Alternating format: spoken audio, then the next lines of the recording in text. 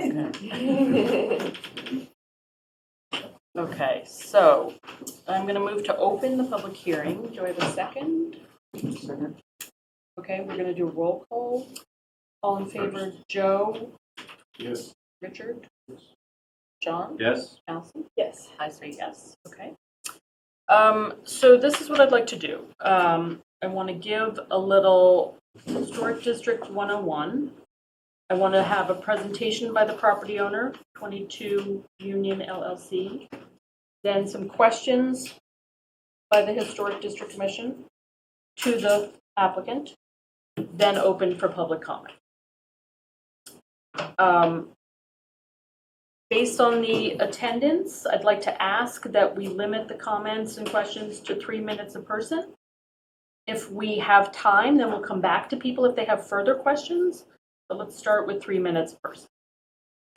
If you hear your question or comment being made, can you hold your question till all unique questions have been posed or comment?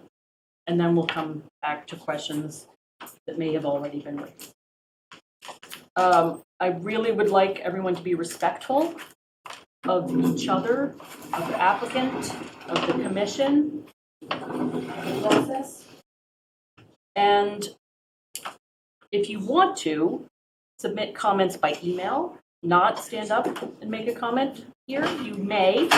We already have had emails from Lorraine Iavani of Pine Street on May 4th and May 30th, addressing this project and a range of other downtown issues. And also from Sarah Pierce, who has submitted the petition to stop the demolition.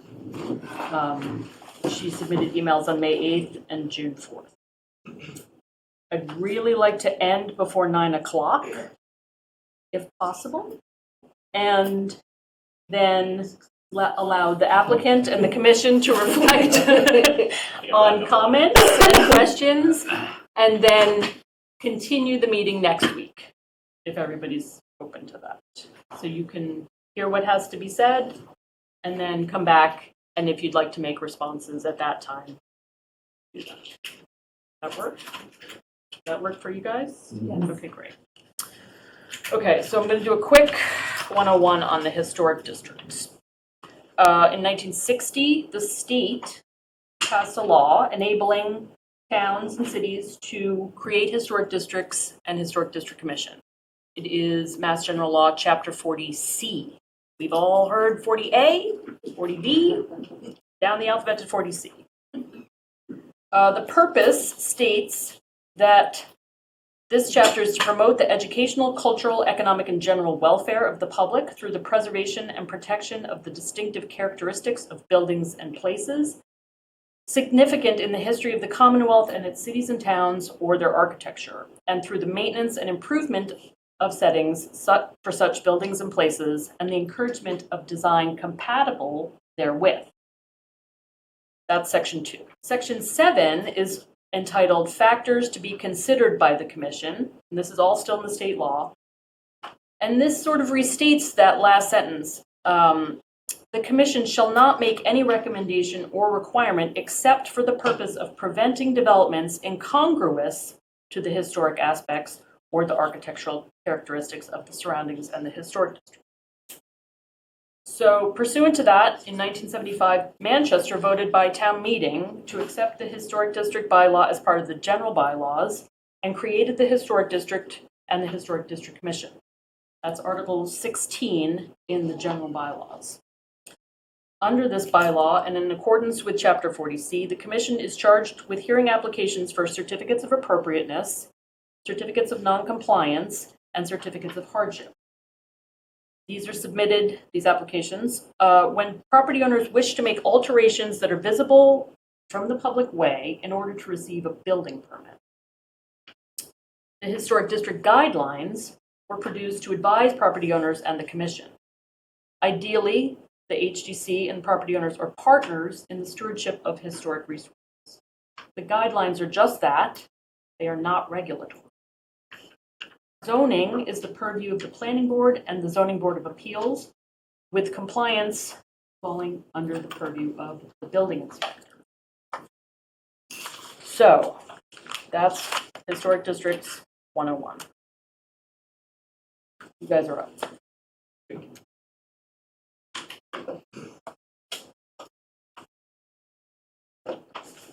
I'm going to share my screen, which will project up there. You guys might want to.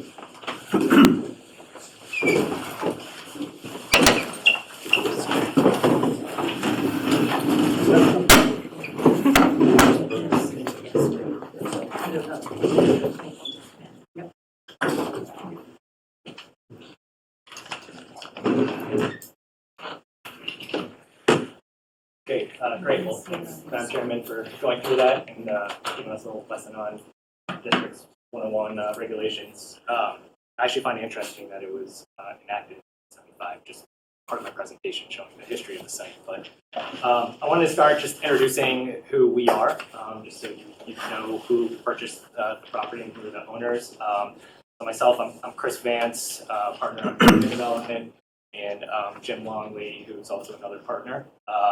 We're both North Shore residents. We've lived here for 15 plus years. So we frequently visit Manchester. We love the downtown community. We live in a nearby local town, so this is something that is close to us. I'm also an architect, so for me, the design, the details, designing and building something that's high character and class is really important. So it's a very significant project for myself and for both Jim and I. So I'm going to start a little bit with the history here. Let me just go this. So before I jump into this plot plan here from 1929, I'll talk a little bit about how we got where we are today. Back in September, we purchased the property. We were excited about the opportunity to purchase the building and analyze it and look at what the possibilities for a development there would be. We started by looking at saving the existing structure. I brought my structural engineer, my facade consultant, because I'm sure you're all aware as you walk by the building that it's really deteriorating, and I have some images later to show, but it's really kind of beyond disrepair, and it's really not stable for itself. If you look at today's structural code, it's actually wouldn't meet code, and so we can't really alter the building at all without significantly tearing it down or making some major adjustments to it. So back in November, we had presented our original plan to the HDC as an informal, start to understand the process and understand the guidelines and the input that we get from them. Our original concept was to raise the building and push the new structure back into the hillside, and that was for multiple reasons. When you dive into the zoning code, we're only allowed to go 2.5 stories, and there's setbacks and restrictions. So when we build something new, we have to meet all the zoning code, and also that a residence, 2 families allowed by right, and/or a commercial use by right. There's no sort of excuse zoning bylaw. So we had originally planned to have a little parking plaza using the original curb cut. You would pull into the site. There would be some garages underneath, and then 2 units, townhouse style, living above.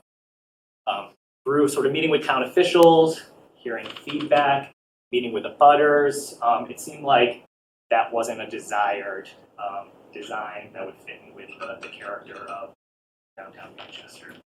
So today we actually have a revised plan that we plan to present. This has been submitted to the board that we circulated around for everyone to review, but I'll walk through it now. So here starting, this is a plot plan from 1929, so this was before your historic commission would have had jurisdiction over actually demolishing this building because the cargo building, which we know was built in 1940.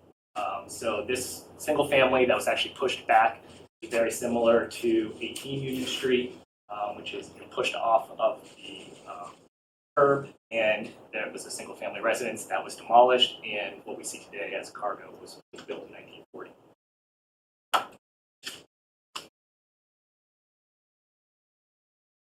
I'm sure you're all very familiar with the site. On the left side is the curb cut with a rather steep incline drive that accesses parking in the rear. There's also an easement on the property to allow 18 Union to have access to their parking spaces in the rear of the lot. They're sort of sandwiched in between two properties and also built pretty significantly into the hillside. And you can see that from the facade, there are many structural issues. One being that at some point in its life, the facade was actually coated with a paint that wasn't appropriate for a precast stone, so it's actually locking moisture into that, popping off, deteriorating from the inside. So it's really beyond repair at this point. You can also see some of the inside photos here, just over years of sort of neglect and not keeping up with the maintenance. The roof has been compromised. It's actually collapsing in. There's a significant amount of water that's been pouring into the building. On the left side, there's a full basement. It's regularly flooding. It just hasn't been designed to handle all the runoff that comes off of the hill from the property above. So some pumps turn off, the whole thing floods, fills up. Into multiple times so far already. And so it's not designed appropriately. We did have the structural engineer look at ways to mitigate this, if we could put in some new footings and so forth, but it's really beyond a point of. So we made the decision that we are going to take the building down. So we started to look at a new design and studying the architecture and the vernacular along Union Street and Central Street, down Beach Street. And what I think is really unique about Manchester is that it's an eclectic mix of architecture types. I mean, if you look at these images here, there isn't really one style you can say that makes up Manchester's architecture. If you look at 11th Central, mansard roof, it's got a shingled roof. Move your way down, you have brick, you have a whole mix of materials, granite, wood. So it's a really an eclectic mix, and there's single story, rubber roofs, there's pitched roofs, there's gambrel roofs, there's colonials. So, it's a big mix of different architecture. So this is our proposed plan here. So this is 2 units that are townhouses, and it's a conforming building, meaning that once we take down cargo, we have to build something that's conforming to your zoning bylaws. So here I show in blue the existing outline of cargo. So the new structure is actually smaller than the existing footprint of cargo. You can see here. And we are meeting all the setbacks. So we have a 5-foot setback from the front property line, 10-foot setbacks from the side, and then we have a 25-foot setback from the rear. What we are proposing is that eliminating any parking, any garage doors on the front of the building, and that the parking will take place in the rear, which it does now. And we are proposing 2 garage spots with 2 surface level parking as well. So here's the front elevation. So we are using mansard style Second Empire mix architecture type here. The reason for that is, one, the mansard roof allows a lot of livable space. So because we are limited to 2.5 stories, we really have to max out what we can build because the first level is buried into the hillside, so it makes it difficult to have any nicer spaces that you can have down in that backer building. And what we've done is we wanted to really capture the essence of that streetscape with retail sort of storefront presence. Let me jump to this image here. Is zoomed in, but you can see that at the pedestrian level, we incorporated more storefront type windows. One thing I love about Manchester is all the flower boxes. So I thought that was a key element, so we incorporated those on those storefront windows. And now we just have front doors of the units that are along Union Street, along the sidewalk there. And we're also proposing materials that we have a podium that's made out of granite block, which ties into 18 Union Street, so it sort of continues that streetscape as you're walking. And then we have paneled storefront windows at the first floor, and as you work your way up to the second floor, which would be one of the first floor living levels, we have box bay windows with clapboard. And I'm showing some examples of details here on these upper images. And then we're proposing that we would have small roof decks up on the half story, which are over those box bay windows, enjoying the views of downtown Manchester. And that we'd have some small dental details, which you can see are accented here in these images. And then the asphalt shingle roof. The windows will be full simulated by lights. We're proposing 4/1, as you see here. And then incorporating clapboard and some shingles as well. And you can see the scale from this image here really fits into the streetscape. 18 Union, which is on the left, you can see is significantly higher than what we're proposing. We could go higher. We worked with the butters to help minimize maxing out the height, because we didn't want to take away from anybody's sort of view corridor from up above. And you can see as you work down Union Street, you have the colonial, basically 3.5-story building that's significantly higher. So the scale really works into the existing site. And what I also love about the design is that it really activates that pedestrian experience because the building is undulating along. So currently, if you walk by Cargo, the sidewalk's very narrow. It's more of a pass through. It's not really a stopping point. So this is actually opening that up. You'll have some vegetation. So when you're connecting, you're going up to Town Hall or down to Crosby's, you'll be able to really have a more activated streetscape.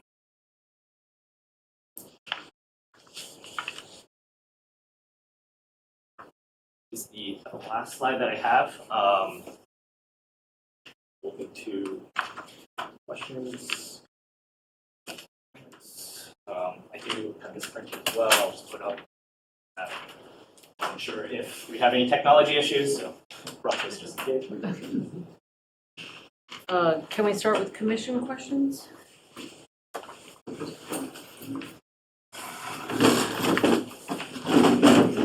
Got a question? Yeah, okay, thank you very much for the presentation. And I'm looking at the eclectic collection of architecture that we have in our town. I think eclectic is the word, there's a little bit of everything. But it is all of a kind of a certain period, 1850 to 1910 or 20 seems to be the case with most of these buildings. You've selected the mansard roof for obviously a number of reasons that make sense given the design that you want. Got a question about the facade rhythm or as you move along the sidewalk. You've got a 5-foot setback. Is that that's what's required? Yep. Of course, the building as it stands has no setback. 0. Yep. Okay. So how are you handling that walkway down there? Are you putting some sort of a wall down there? Is it just going to be kind of open walkway with a 5-foot setback or what? Well, as you can see here on the site plan, there's, so for the 2 unit entries, there will be a small little portico with a walkway connecting to the sidewalk.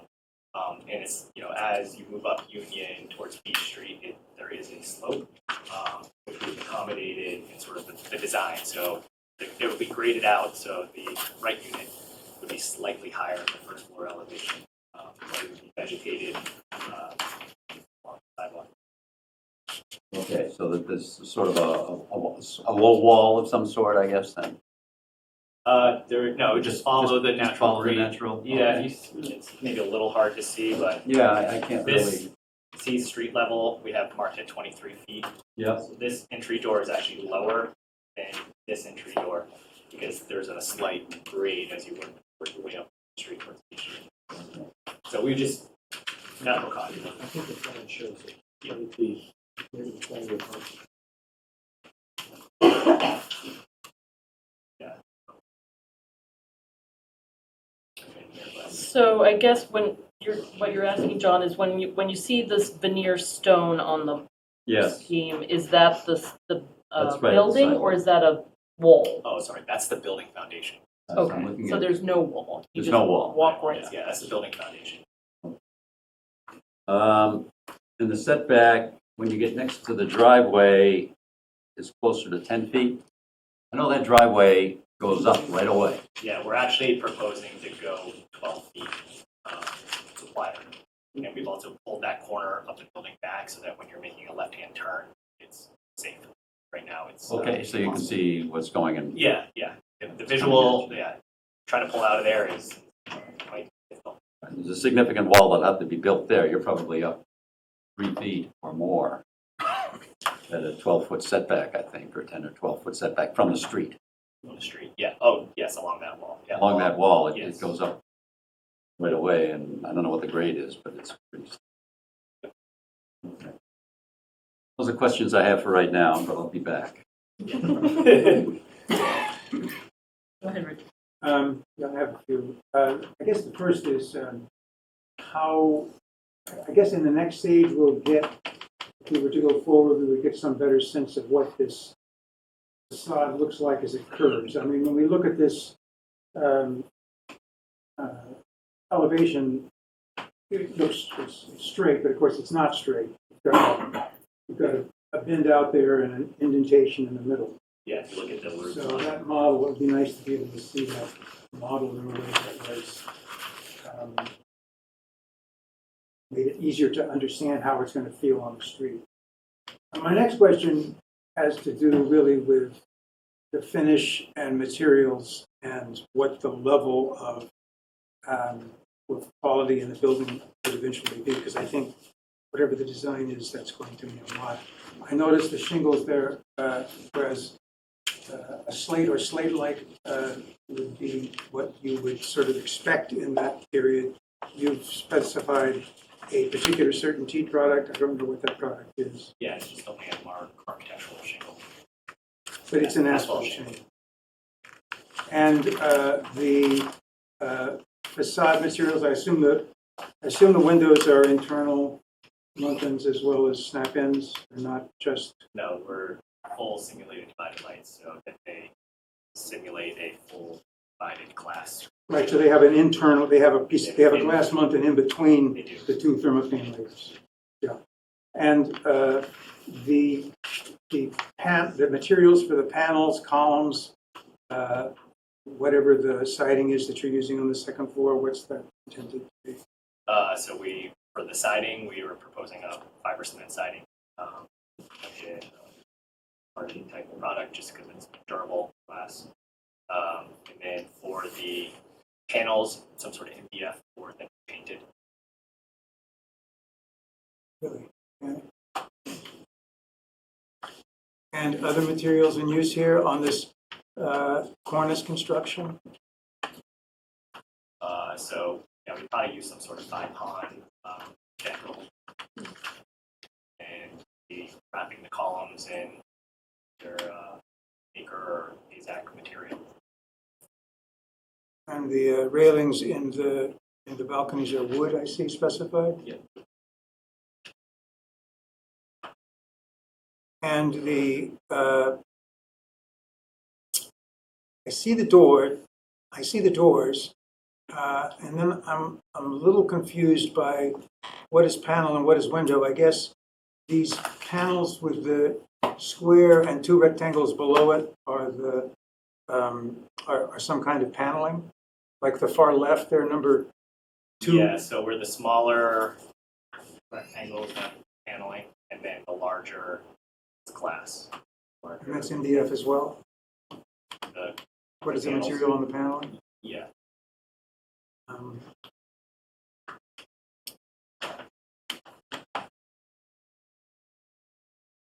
And the finish of these balconies on the top, where you have the curved,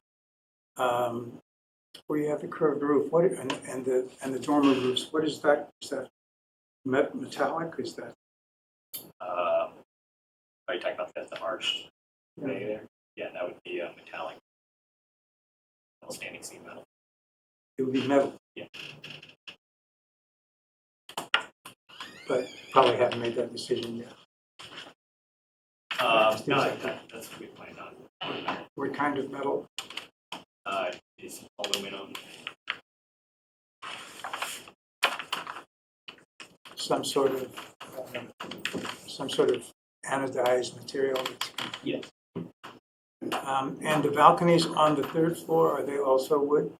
Supposed to be wood, correct, yeah, with a, on sleepers, with a rubber roof. Okay, that's,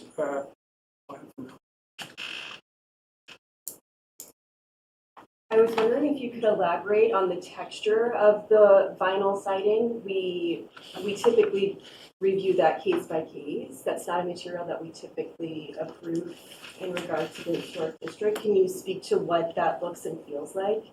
So it's not vinyl. Okay. Yeah, it's a cementitious material.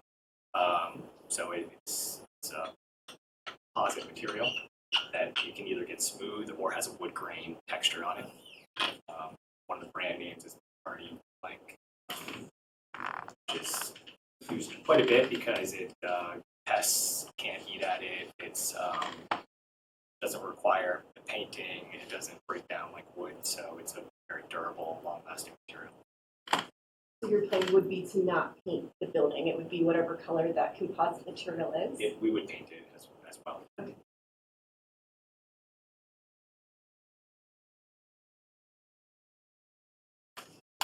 Joe, do you have? So loud.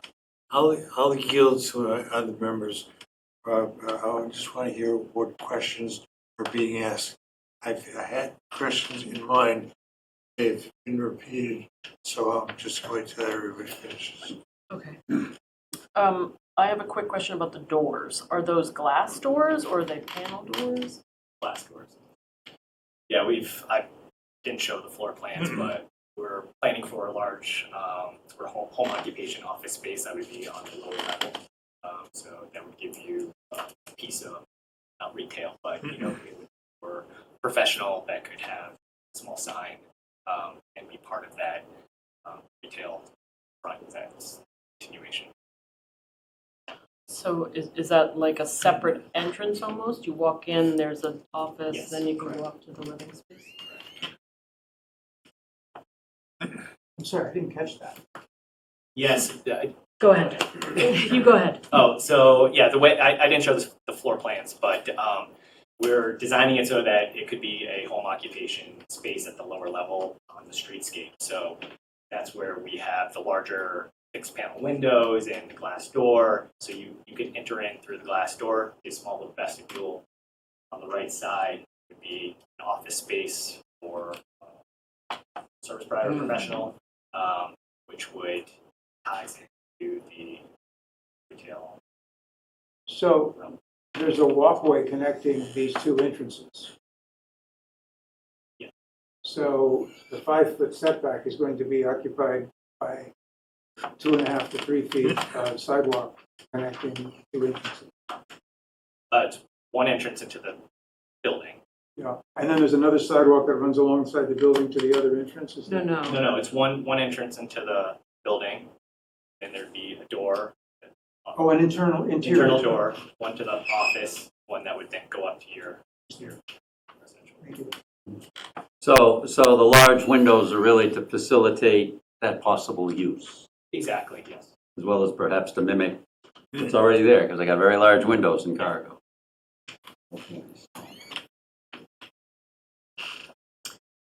Is there any timeline construction-wise? Well, I think that depended on the process.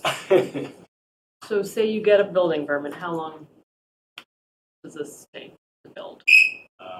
This would take probably about 12 months. And our goal would be to minimize disruption, so start demolition in off-season so that we don't really disrupt summer flow. We do have some staging space up on the hill, so most of it we can do from back, pull towards, take the front, pull towards the back. This is not directly germane, I guess, but I'm just curious. You said there's a basement there now. I am guessing you're not going to be using a basement at all in the new construction. It'll be on what kind of a foundation? It'd be slab on grade for the first.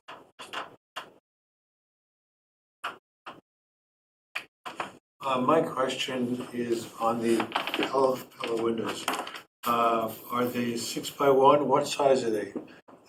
They look like they're in keeping with the design that's from the abutters.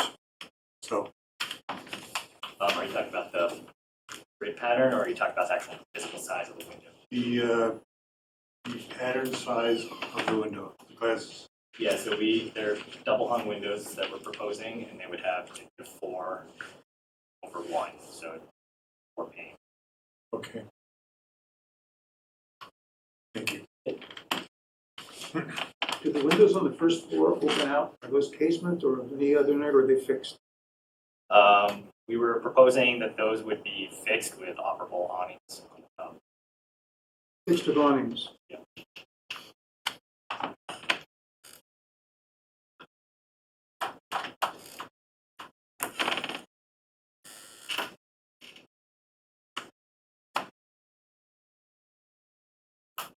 I was just wondering if you could explain the Second Empire a bit more for us. Why, I understand that you wanted to build it taller and make that more of a livable space, but can you help us understand contextually why you chose that for our historic district, given that there aren't many instances of this in Manchester? Yeah, I've actually always really loved 11 Central. And so when I first started thinking about the design of the project, I sort of naturally gravitated towards 11 Central, which has a lot of the same features as what we're proposing here with the arched dormers, mansard roof, similar separation of first, second, third, or half-story floor. So you have the roof. So I'm just going to zoom in.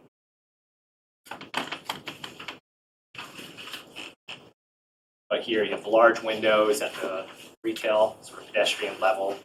You have boxed bays, and sort of roof with arched windows. So it was really pulling from 11 Central. I also think that we didn't really want to repeat at 40 Union with creating sort of a all wall along the street there. And so this really gives some undulation and some relief to the facade. So to me, it's more dynamic, more active than a traditional colonial style.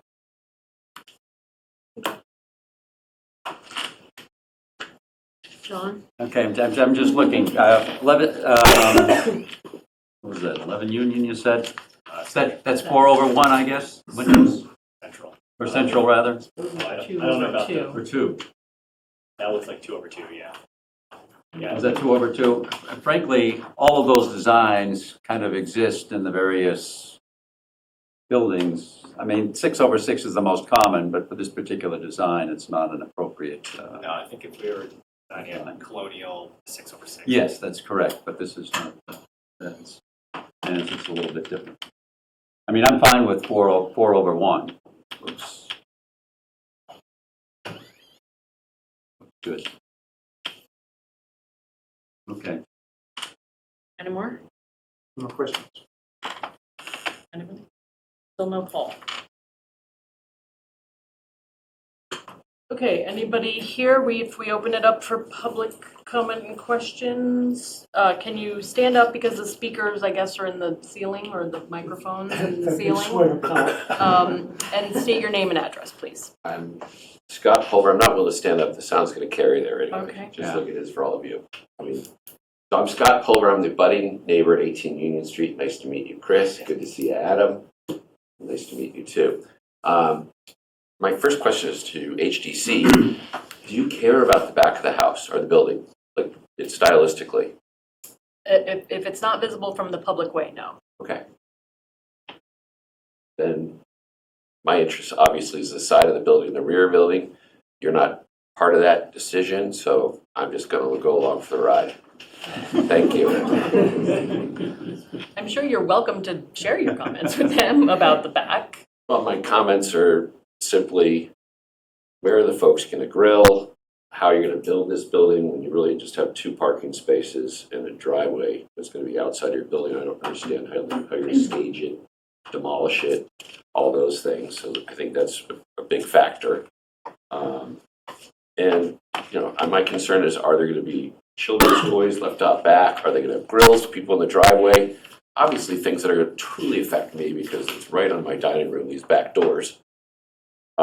So I'm just trying to be aware of what's about to happen, and I'm not anti-development, I'm just want good stuff, Thank you. just like the rest of the town has.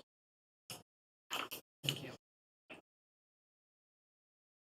Hi, Sandy Rogers, 82 Old Essex Road.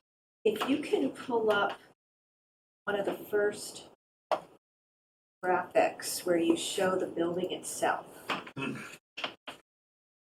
I'm trying to understand this angle, especially to the left. So before this one. That one.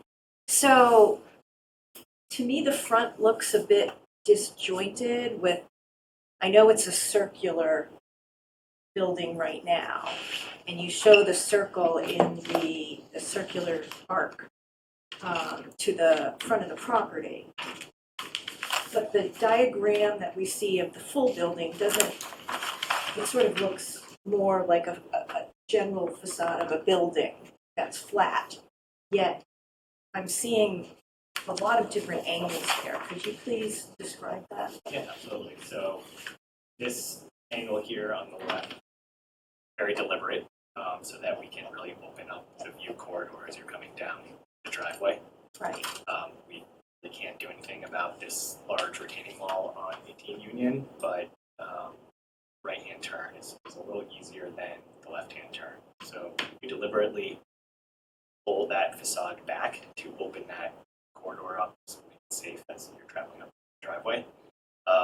So the facade in the elevation looks flat because it's a straight-on elevation, but if you look at this roof line, the building actually jogs along the front here.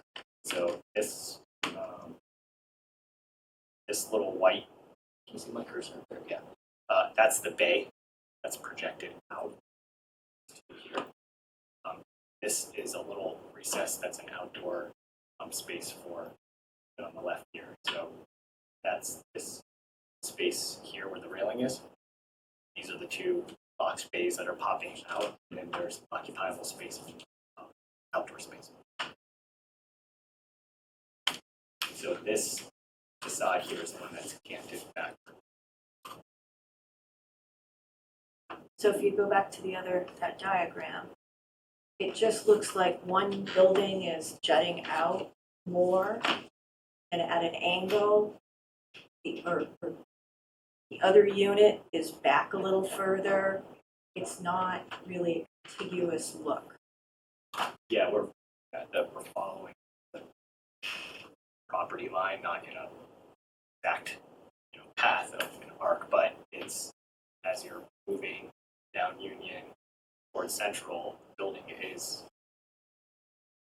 following that. So we're going to be seeing a lot of corners, and none of them are actually going to be like sort of a smooth look to it. They're going to. You're not going to see a lot of corners. It might be a little hard to read from this elevation, but sort of two boxes that are intersecting perpendicular to. So this, if you look at that as like a box, just interstitial space that's connected. Yeah. Hi, Sarah Creighton, 37 Market Street, and I'm speaking as myself, not for the planning board.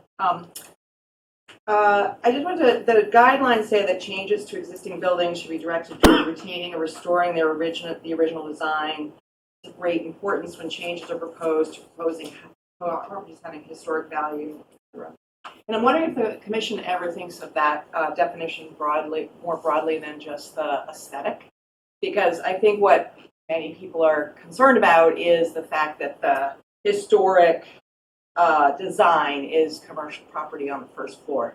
And I think that it's the idea of having the home office, I understand, is a great improvement, but that's totally subject to the property residents deciding to have a home office there. And alternatively, the zoning allows with special permit to have 3 units. You could have the first, on the first floor be commercial, and the other 2, we don't allow mixed use, but I strongly, again, my opinion, that you would probably receive some favorable input, at least from what I've heard, if you approached it that way. And I would urge the commission to think about that historic use as part of design. I will also commend you strongly for moving the parking to the back. So I think that's really fabulous and a much improved design to put the parking in the back, keep the building along the street. And then the last comment is that Hardy Plank and ASEC are not historic materials. If you want to see Hardy Plank, go over to the hardware store, and their outbuilding and the hardware store itself is, I believe, is Hardy Plank. It's a very uniform material. It's high embodied carbon material, and it's not a historic material. And ASIC is essentially a plastic wood. We all can appreciate the fact that they are durable and they will last a long time, but they are not historic materials. Thank you. I'll respond to that. We have allowed those materials just because of the location. Go ahead. Matt Jensen, 17 Mascanoma.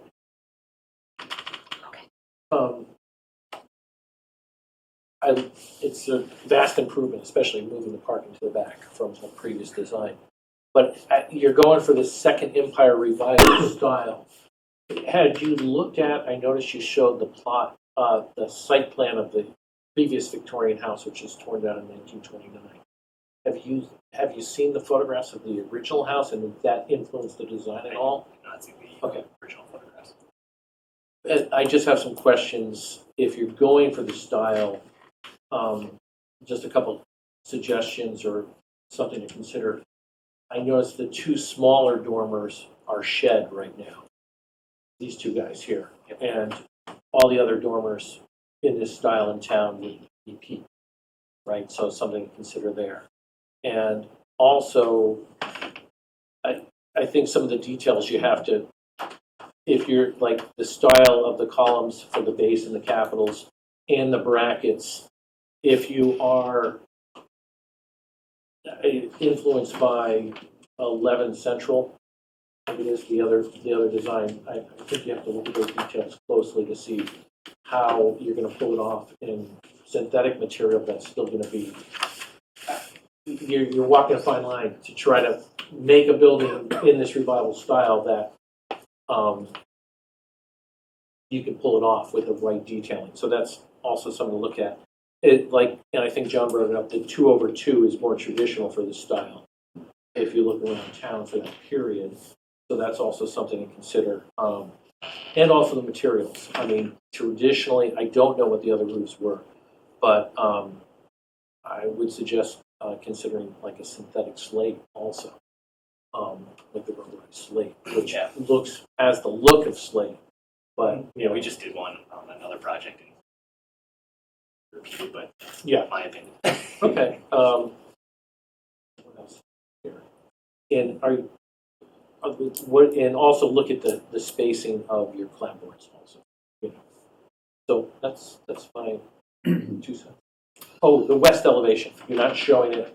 It's a critical elevation as you're approaching. So I think you have to show the west elevation, the one to the left on the driveway side, and how that, because that's, as you're coming into town, that's going to be a critical view of this whole building. That's it. I think in support of that, I need a lot more detail, both in materials and in the finer details, these columns of the sides, to be able to really have a sense that I know what it's going to be. Also, it's a good thing to point out that a good many of the windows are not even 4/4. They're large, single glazed panels. Yes, those are. On both the 3rd floor and the 1st floor, which is, well, we discussed. Yeah, well, Okay, so we have some Questions on Zoom? Sandy Bodman Turner? Hi, I'm Sandy Bodmer Turner at 89 School Street, and I wanted to say thank you to Chris for putting the parking in back. It's a huge improvement, and seconding Sarah's comment there. But I'd like to understand, could you please go to the streetscape slide?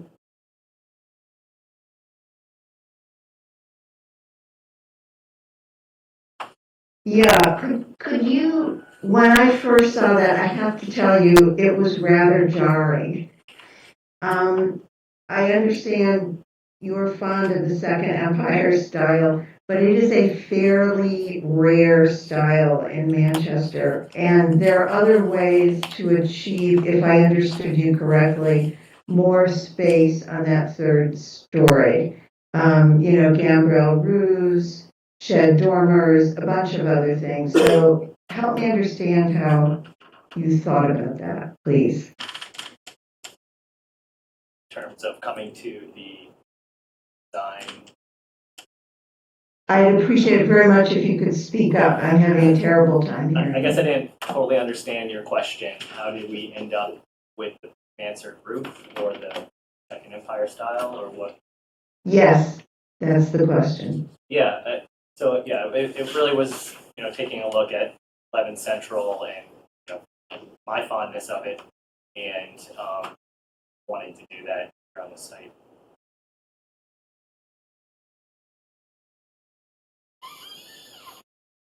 Okay, so you were not concerned from a sort of historic context, making it a little bit more rather like what's there.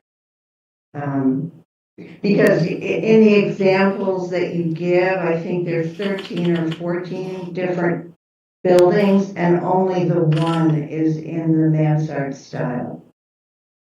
Right, and I think, 22 Union Cargo is its own unique style within Manchester, so.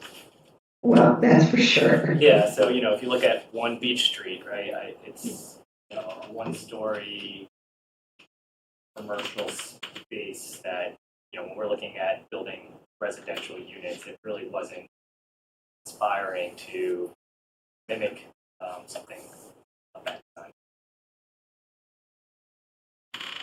Well, I think One Beach had been 2 stories and the second story burned down in the 50s. Yeah, I mean, it's interesting because if you do look at the plot plan, you can see that One Beach back in 19 was original to that corner. The Victorian torn down and gave way for cargo. Okay, was that it, Sandy? Yes, Thank you. Mark Resnick on Zoom. Yes, hi. So I'm not going to comment on the building design, but the site design, and with the building pulled out and with the storefronts is much improved. But my question has to do with the storefronts themselves. So if I buy one of those units, I do not personally have need for a first floor retail office, or I don't have a business to run out of there. But if I choose to lease the space to someone who wants to have a storefront, an art gallery, or just fill my space because I'm not using it, number one, is that going to be because you don't have the floor plans, is that space separate with a half bath that I'll be able to, in a small office, a room, storeroom that I'll be able to do that? So functionally, will it work that way? And secondly, will your condo docs allow for that as well? Yeah, I mean, great questions. I didn't show the floor plans. I didn't think that was sort of part of the no one commenting, but yes, if the floor plan does accommodate a bathroom down there, we haven't fully discuss condo docs and the way that that space would be arranged in partition. But it's a feature that we're incorporating into the design for multiple reasons, from feedback we got from town officials and Right. Well, I think that's an important thing to ensure that is available to the homeowner to be able to lease it or rent it to another tenant to use for commercial space. And it's also obviously important to the town and the whole downtown moving forward. For example, the planning board is looking at the downtown and visions for an initial feedback is that people do want a more vibrant, active streetscape all along Main Street. And although the building might be designed as such, it needs to be allowable to be used as that as well. So I'll leave it at that. Thanks, Mark. Okay. Also on Zoom is MPC Nitrox. Oh, you turned your video off. What happened? There we go. Turn your video back on. There we go. Oh, now you muted yourself. Oh, yeah. There we go.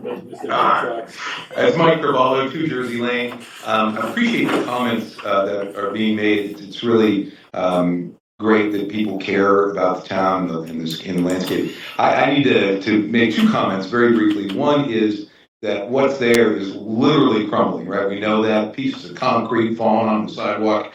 I don't know how you could make this worse than it is, and you have made it immeasurably better. I think the design team has done a phenomenal job. I love the streetscape. This is a really tough property to design. I went by today and was having lunch over at Cal's, and I was looking at it, thinking about this hearing, and I realized when we talk about streetscape, you look at the building behind it. I'm not sure what that address is, but it's got the curved roof, really funky, 70s, 80s, whenever that thing was built. Whoa, that's just, and what's been presented today in these drawings, I think, is an enormous improvement. It's a tough site. I love the idea that there's an option to put some commercial on that first floor, and I think it's a tremendous asset to the town. So kudos to the design team for getting it this far, and I'll leave it at that. thank you. Hi, John Harden, 54 School Street. Couple of questions, but also some points to clarify. I believe if a commercial use tried to go in that first floor, it would become a mixed-use building. Right?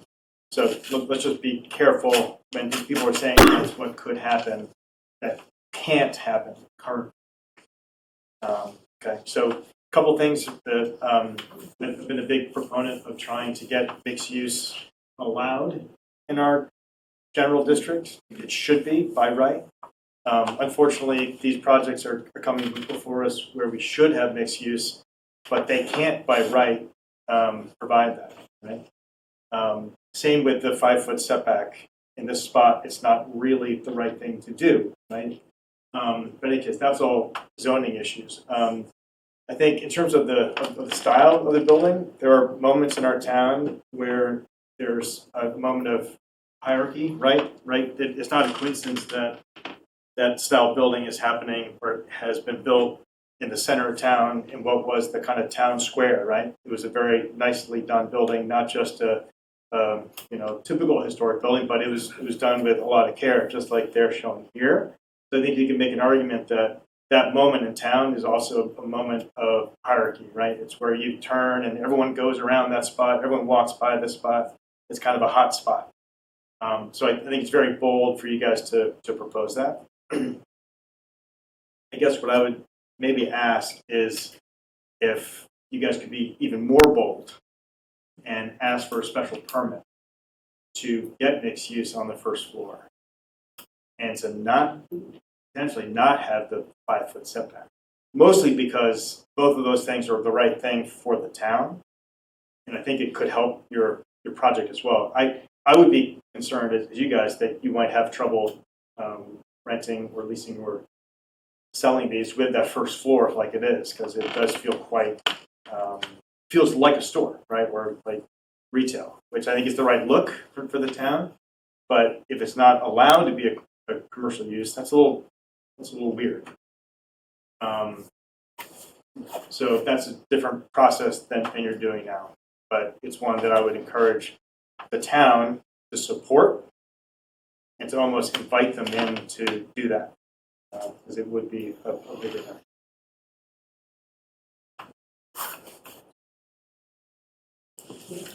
Yes, I'm Adam Zager, and I'm counsel to the applicants. I just wanted to speak briefly, John, to your comment. I'll speak to the chair, but if I may, to the comment about the zoning.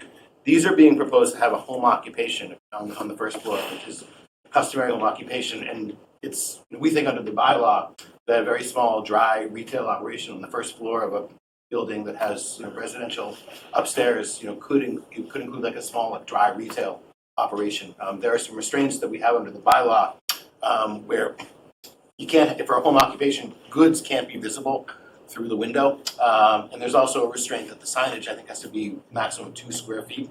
So those are potential things that we could think about applying for variances to try to get a little relief and have these be a little bit more flexible, because the intention really here is to create units that and that was a big part of the reason that Chris and the team redesigned it in response to the input that we were getting from the town, is to create space that would be flexible, that could be used for these small retail operations. Cargo's a 4,000 square foot space that just hasn't been successful because it's very large for Manchester. So the hope is that sort of by creating these spaces that could accommodate a very small home office, a retail artist gallery type place, we'd actually be setting up the building for more success to the contribution to commerce in town than I think what was there before. So that's the hope on the zoning side. I agree. I just worry another tenant couldn't rent the space though, right?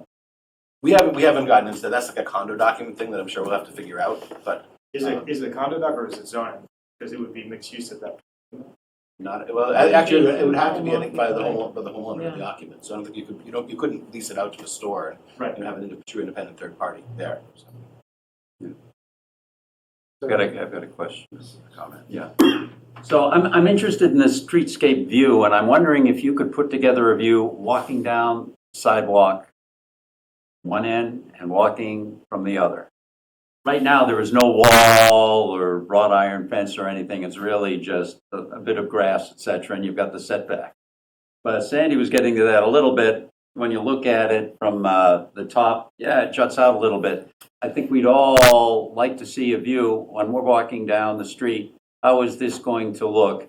And maybe there should be some sort of a low wall and wrought iron fence. I don't know, but we're used to having a facade that kind of curves around that corner, and we'll look at it from one view, and especially from 18 Union, because you've got a pretty steep, driveway that comes down there. So I'm curious. I mentioned that earlier as a model, maybe even a relatively simple 3D box model would give us what we need to see, because it's not, this flat facade is a little misleading.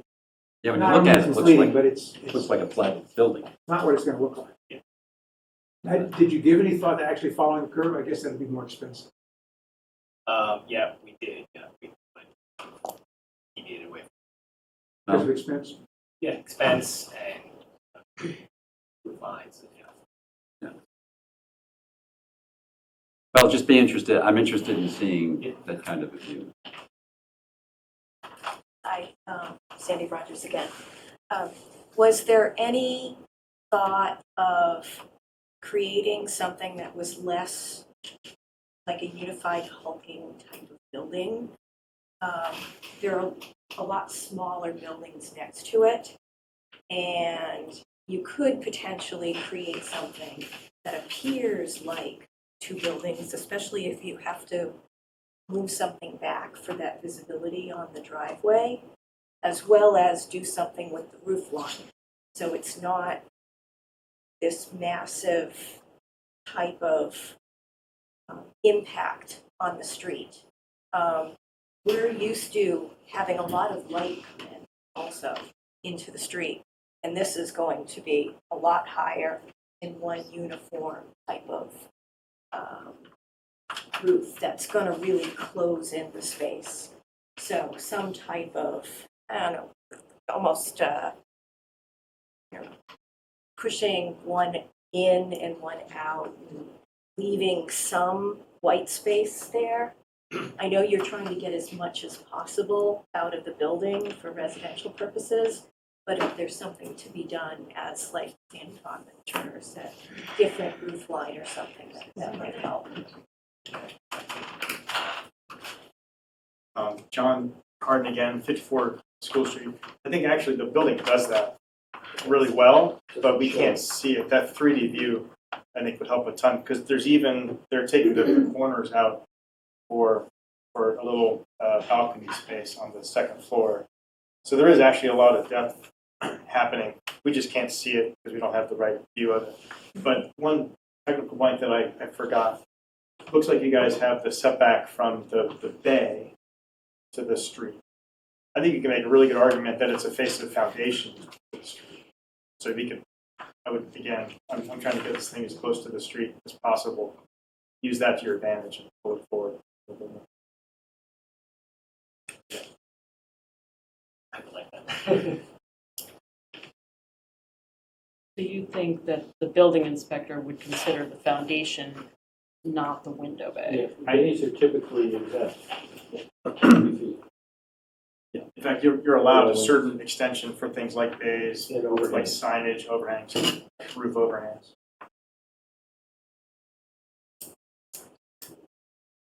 Derek Green again. I just wanted to, again, reiterate John's point about mixed use. And I think that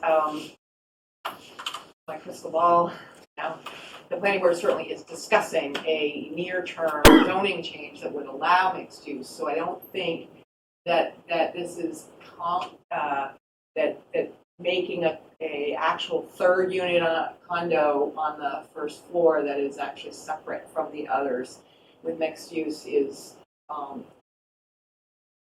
of the realm of possibility. I can't predict what town meeting would do and all of that, but I think you'll see that coming soon. So to say that it's not allowed or it is probably not entirely, my crystal ball says that it will soon be allowed.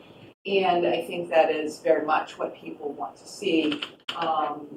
And Mark's point about condo documents, because retail in the current zoning, you would have to have a variance. I think it's really not a home occupation, but I wouldn't let that be the deterrent. I think that we'll see that coming soon.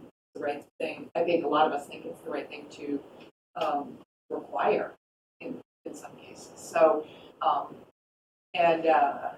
the applicant has taken steps to divide their land so that they would not be required to, because they just divide the land. So the current zoning does apply to, they're able to use the current zoning to their advantage for 3 years.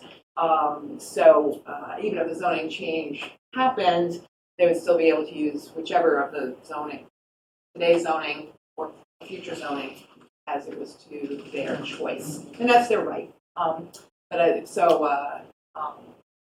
just wanted to clarify that, today's zoning and tomorrow's zoning might not always be the same. Thank you. Sarah Pierce, I see on Zoom, has raised her hand. Yes, hi, Sarah Pierce, 9 Front Street. Thank you so much.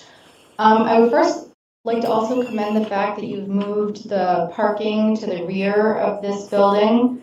I think that was a lot of concern from residents that I spoke with, and there was a lot of concern by residents, I think, embracing the change of taking a pretty much single-story glass front commercial space and turning it into only livable space and market rate units. I'm questioning just a few things. I know you show the house to the left. That is set up and back though, correct? That's not at the same level. Yeah, 18 Union, is that the one you're talking about? Yeah. Correct, to the left. That's set not quite a bit, but set up and back. So Yeah, it's pretty significant. It's about 30 feet. Right, so the height of this new building is almost 60 feet tall. And I feel like that's going to be very, not necessarily overwhelming, but it's going to be quite large comparatively to what is currently there now. Also, a lot of feedback, and also sitting in a downtown improvement project meeting about a week ago, the loss of commercial space is really important for Manchester, and we do have mixed use. I think it's 11 Central maybe that was shown on one of your slides that has clothing store in the first space, and I don't know, there will be commercial on where 7 Central was mixed with 3 units as well. So I do think it's important to really consider somehow trying to separate that first floor as retail space for the good of the town, the community, and also possibly adding some sort of green space either in between, or it looks like there's a small section maybe to the right, but where people who are shopping or walking could stop and sit, have a coffee or whatever might potentially go into that first floor as retail. I'm also curious as to what the square footage is of each of these townhomes. It actually looks like 3 townhomes, to be honest, but it's 2. So what is the square footage of each of them? Well, I'll start with your first question about the height. So it's not 60 feet. It's only 35, well, less than 35 feet from street level. It's actually 30 feet above average grade. I think I'm looking at the roof line. It says 58.33. Yeah, that's a survey point. Yeah, Okay. above the ocean.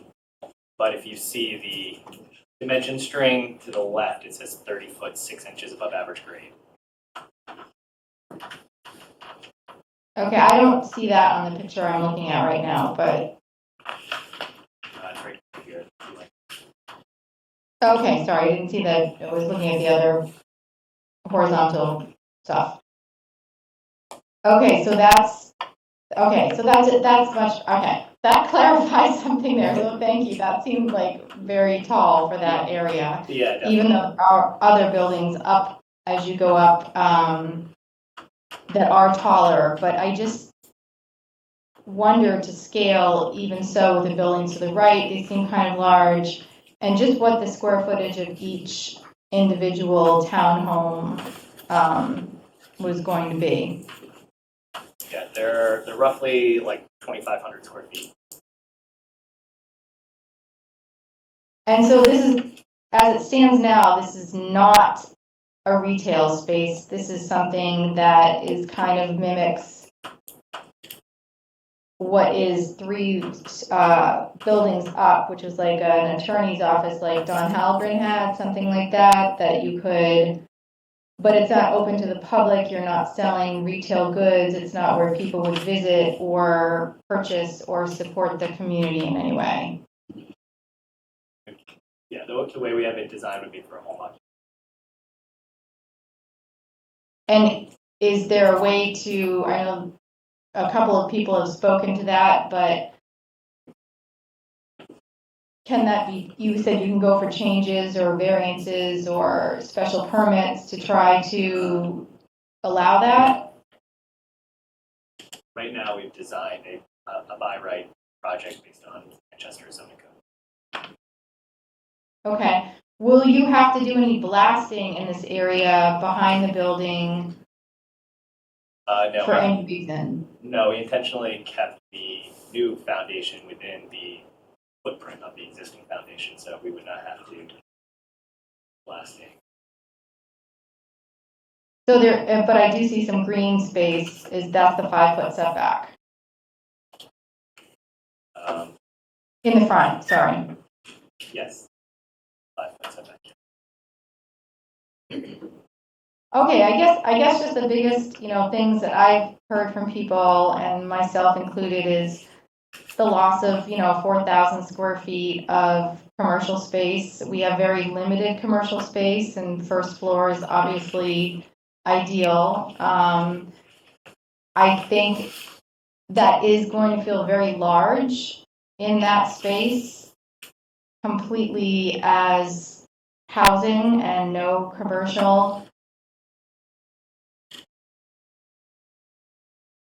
And I'm not quite sure how that would be made up in the town where we're lacking that commercial space. So that's quite a bit of frontage that is going to be taken away from the town, which is a shame. And I do agree with other comments that that's going to create quite a shadow in that area. Not to nitpick, but that's a big wide opening, and I do feel bad for the abutter. That's going to be very much in their backyard or front yard. So I am not anti-building. I think it's a good idea to add housing to Manchester. I do also think it's important to pay attention to the commercial piece and the store frontage, because our town looks like we don't really have a lot to offer to people who do come to visit. So was just concerned about that and trying to represent a lot of other voices that were also really very fond of the cargo building and hoping that it would be able to be salvaged and renovated with many other buildings in close proximity that have gone down to basically rotten studs and boards and are being renovated. So I guess a lot of people were hoping that that would have more potential of being a commercial space using natural materials and bringing more people to town. We have a lot of buildings going up. If you pay attention to what's happening in the village, and they're large units with very little green space. As a matter of fact, the green space that exists is actually turf.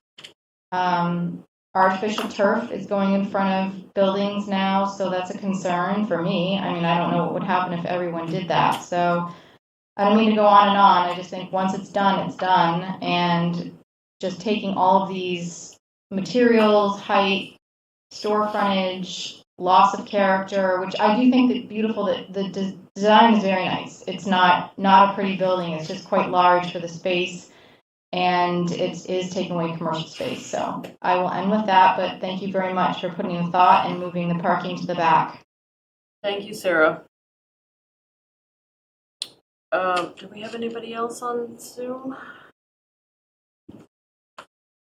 Sarah? Sarah Mellish, 11 Bennett Street. I support this project. I think that there's a lot of talk about putting retail on the first floor. Reality is we have an enormous number of vacant retail spots. I think that construction is very expensive these days, and I think that the value to the developer by forcing retail would substantially decrease the value of the condos. And I'm hoping that the facade does not look as massive as it looks on that screen, and that there is greenery in front. But I think the reality of today is we have to accept change, and this lot historically was a single-family residence. And all of the houses, all of the lots from Gladstone down to School Street are residences, not commercial. I think it's also the case, I mean, I heard what Sarah said, but I don't see anything in our guidelines or in the regulations that would empower us to be making a judgment as to whether this is commercial or residential. That's just not our purview. Yeah. We have to look at this in terms of its whether or not it fits into the historic nature of the neighborhood, whether it fits in stylistically and architecturally, whether it's harmonious. That's from the public byways, and that's it.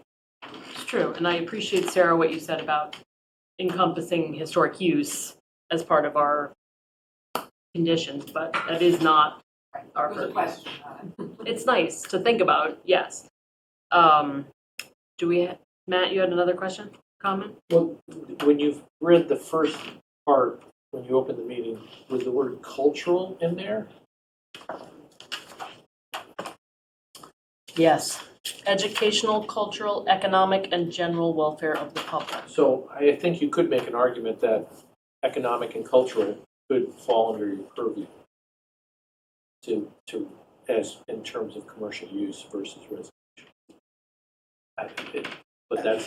Well, but we're If I can, I also, mean, it's really limited, it's limited to exterior architectural elements, which are the things that are visible from the street. and preventing incongruous development. That's what Incongruous, okay. the factors to be considered by the commission are explicitly said, that we're looking at only things that are preventing the development of incongruous development. And in its history, 22 Union has actually been residential for far longer than it has been commercial. So it's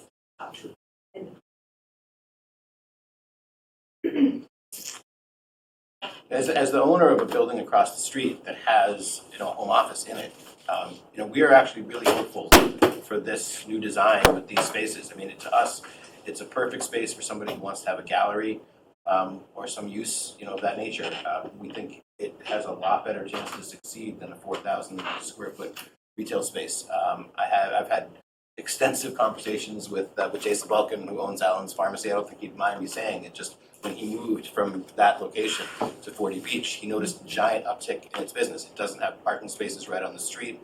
As you're seeing in the plans, it only has really space for 4 parking spaces out back.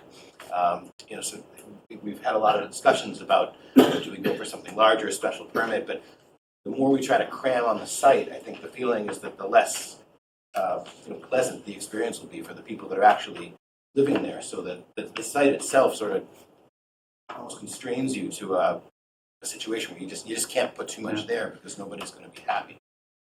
You've in effect been living across the street from a warehouse. Yes, I have. I've been in the For basement quite some time. Strange warehouse. Yes. A mystery to many of us. Yeah. Go, John. Evelyn is a big supporter of this project. I mean, we're really happy that Chris and his team are here. I mean, they want to do something that is as iconic as, it's an important site. You look up, lots of people we see walking by, they stop, they take pictures of the Wells House up the hill. It's a spot that needs an amazing design, and that's what Chris is here to do. And I think he's thrilled that we're having this discussion about all these detailed architectural points and hopefully making a lot of progress. I think meeting with everybody and hearing the initial feedback and getting rid of the front parking situation, creating some space that can be used for commercial purposes is a big step, and hopefully we can continue it. At the risk of maybe restating the obvious, it does seem to me that the odds that you would be able to see commercial use of those first floor units would be much higher if they could be leased separately, as opposed to just hoping that somehow magically someone's going to buy this unit who wants to have a home office. So I would back what we heard before tonight, which is that it would be great if you could find a way to negotiate with the town to have that. What could be a zoning change that could absolutely be put on the table, and that's the beauty of if it's built this way, and then zoning changes to allow it to be used in a more flexible manner. Well, then that's an even bigger win-win for everybody. Just a quick point from the historical point of view. When the train came to town, Manchester changed a lot, right? The center of town was here. Kind of feels like the center of town is down by Crosby's these days, right? And that's where the commercial center of town is. And so because of that, a lot of things that were, like the retail has no parking here because it's horses and carriages and no one had a car. Things just change over time. So you can't really look at historic use of buildings as a precedent or something because things change so much over. Okay, so are we done with the public comment and question period? Can we ask that you come back with some more details on the side views? Maybe a little more detail of the front in terms of some of the specific. Well, we can't see what the details of this boundary is. Yeah, And this so could be some anywhere. more If you only had the fine diagram to details. look at, it could be anything it could be beautiful or it could be terrible in implementation, right? I'm sure you'd agree. So if we could have that. Also, I'm really concerned about the roof and other materials on the facade. So I think I'd like to see that addressed from Can you use some specifics about that? Well, I don't, let's start with the roof. Asphalt, really? I know what that, I think I know what that looks like. Maybe I don't. Maybe you have a product that I'm not familiar with, but that does not sound like it's going to have the solidity, the feel of a really quality building that I would hope, because that mansard is such a big feature of this building.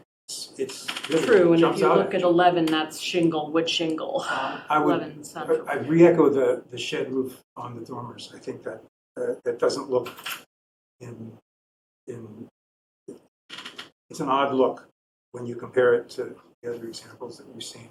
The whole thing, to me personally, is a little busy in comparison to Manchester, but that's just me. I don't want to.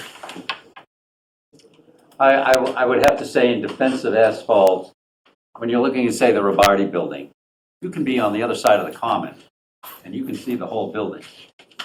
Here, the only shot you're going to get is walking in front of Adam Zager's house. That's as far away as you see this.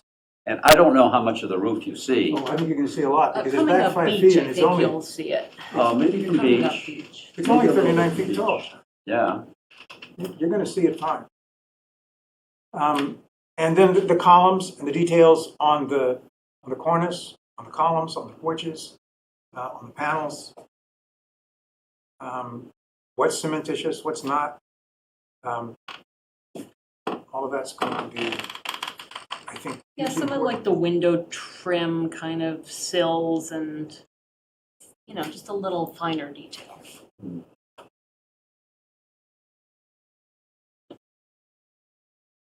I would vote almost to. This is a big project, obviously, and a lot of work is going to have to go into each stage as you advance it. And I don't think any of us here want to unnecessarily hold things back. But on the other hand, without a finished drawing, we don't really know what we're approving.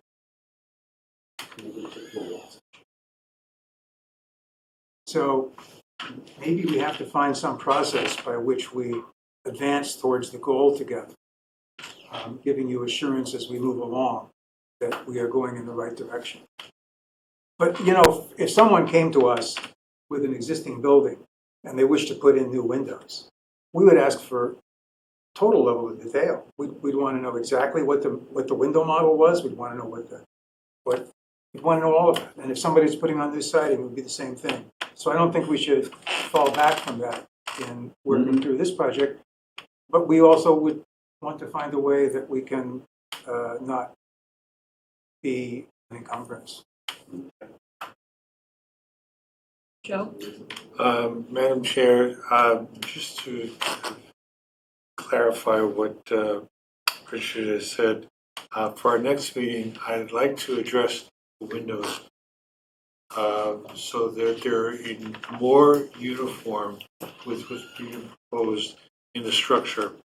The building at 18 Union next to that structure that they're proposing, that should be 4x1 windows to be in conjunction with what structures are at 18 and also to the right of the proposed structure. And just, to clarify what they will be and the lattice work to go around those windows.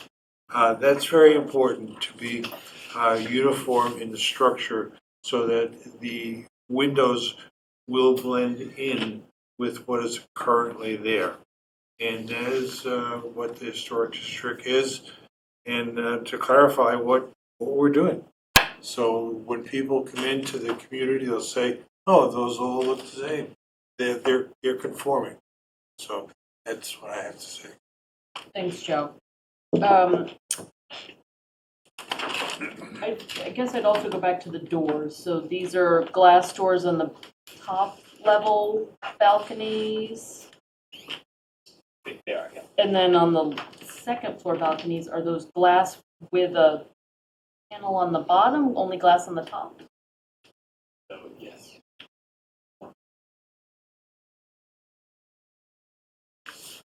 Really, there's a panel in those doors, those On the windows? lower part of the doors, panel, top, glass. Yeah.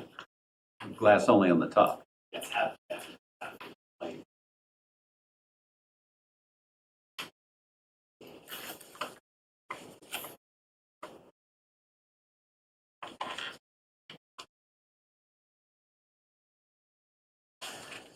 Okay, so it's almost 7:30.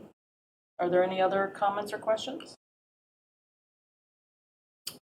Okay, how about we continue this meeting next week, 6 PM Thursday.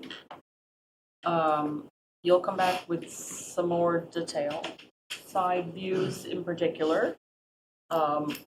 If you can get some kind of fine details on some of the windows and doors and roofing, zoom in kind of look, that would be great.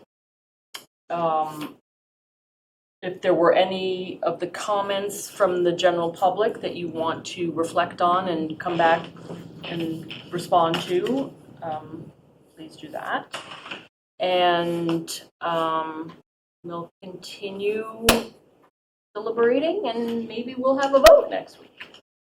The 12th. Does that work for Yeah. everybody here? Okay, so do I have a motion to continue the meeting till next week? And I think you Is that keep what I the need pub. to do? Keep it open. Well, okay, keep it open for public comment then as well? Yeah, we'll take more Okay. comment by email during the week if we get it. But keep it open so that we can just start again next Thursday. All right, a motion for continuance until the 12th. Joe? Yes. Richard? John? Mhm. Allison? Me? Yes. Okay, so is that all I need to do? Time and date, sir. 6 PM. 6 PM, June 12th, next week. Here, I guess, if we can get this room. Or room 7, if, I'll let you. Okay. Thank you. Appreciate all the feedback and comments. Next week. Thank you. Thanks. All right. Closing the Zoom.